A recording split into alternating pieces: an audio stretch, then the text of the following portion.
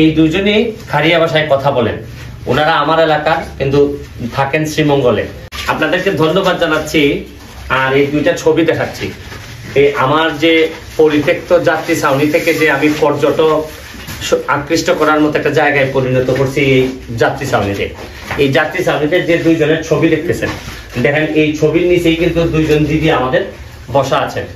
এই দিদিরা হচ্ছেন গিয়ে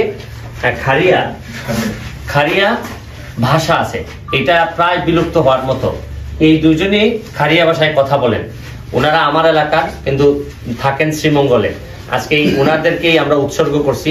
আমি আপনাদেরকে ওনাদের সাথে একটু দেখা করাইতে চাই। দিদি ভালো আছেন? দিদি, আপনাদের তো এই খারিয়া ভাষাটা আপনাদের, এটা আপনাদের বাপ মা নাকি এই ভাষায় কথা বলতো? ও আচ্ছা আচ্ছা, চলেন আমরা ওই জায়গায় আপনাদের লেখাটা দেখাই। আসেন দিদি, আসেন আসেন আসেন।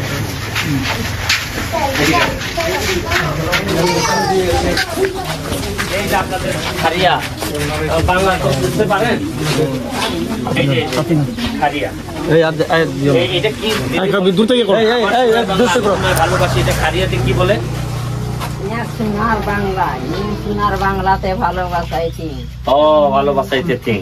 মানে আপনারা দেখতেছেন যে এই দুইজনকে আমরা কষ্ট করে নিয়ে আসছি এবং ওনাদেরকে উৎসর্গ করছি। এবং আমার এই কাজের পিছনের যে মানুষটা খুব কাজ করছে তারে পরিচয় করাই দিতে হয়। আমার ভাগনা ইরাম, হ্যাঁ ইরাম, সে কাজ করছে। ইরাম ভাগনা, কি কারণে ওনাদেরকে উৎসর্গ করাইতে তুমি যে আমারে বললা, এটা কি কারণে করছো একটু বলো তুমি। মানে আমাদের খারিয়া আমাদেরই একটা অংশ। ওনাদের দুজনের পরে খারিয়া ভাষাটা কেউ পারেন না। তো আমার মনে হচ্ছে যেহেতু ওনারা আমাদের এলাকারই, আমাদের সন্তান, আমাদের জন্ম আমাদের সাতছড়িতে, তো আমার মনে হয় একটা স্মৃতি ওনাদেরকে উৎসর্গ করা উচিত, যাতে সবাই এসে জানতে পারলো যে খারিয়ার দুজন আমাদেরই মানুষ, আমাদেরই সন্তান, এবং ওনাদেরকে যাতে চিনল।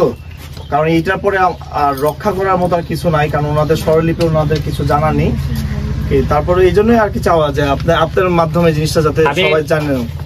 আমি চেষ্টা করে যাচ্ছি যারা যারা আমার এলাকায় সম্পদ ছিলেন, সম্পদ আছেন, এটাকে প্রিজার্ভ করা এবং এই এলাকাটার একটা পর্যটনে রূপান্তরিত করার জন্য যা যা করা লাগে তা আমি করে যাচ্ছি। দেখি হয়তো আপনাদের এখনই আপনারা আমার এলাকায়, আমরা মোটামুটি প্রস্তুত। আমার এলাকায় আপনারা আমাদের এলাকায় আসেন, দেখবেন যে কি সুন্দর করে আমরা এলাকাটারে গড়ে তুলতেছি। এবং আপনি আসলে আপনার ভালো লাগবে। প্রতিটা রাস্তায়, চা বাগানের আশেপাশে আমরা আস্তে আস্তে পর্যটনের জন্য যা যা করা লাগে করতেছি। আমি আপনাদের দোয়া চাই। দিদিদেরকেও ধন্যবাদ জানাচ্ছি যে আমাদের ডাকে সাড়া দেওয়ার জন্য, এবং আমরা চেষ্টা করব তাদের পাশে দাঁড়ানোর জন্য।